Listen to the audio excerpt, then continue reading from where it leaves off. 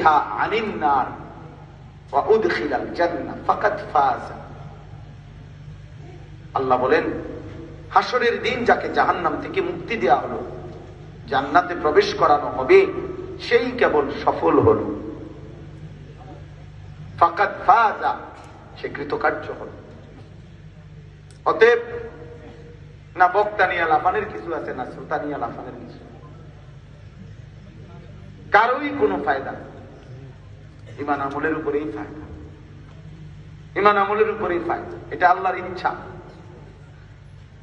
এটা মালিকের দয়া। কখনো মানুষ কাউকে দিয়ে আল্লাহ 10 জনের সামনে বলায়, কাউকে দিয়ে আল্লাহ 10,000-এর সামনে বলায়, এটা সম্পূর্ণ মালিকের ইচ্ছা। কাকে কখন কতটুকু ব্যবহার করবেন তিনি দ্বীনের কাজে, সেটা আল্লাহর ইচ্ছা। নিবেন কয়জন, বাদ দিবেন কয়জন, এটা আল্লাহর ইচ্ছা।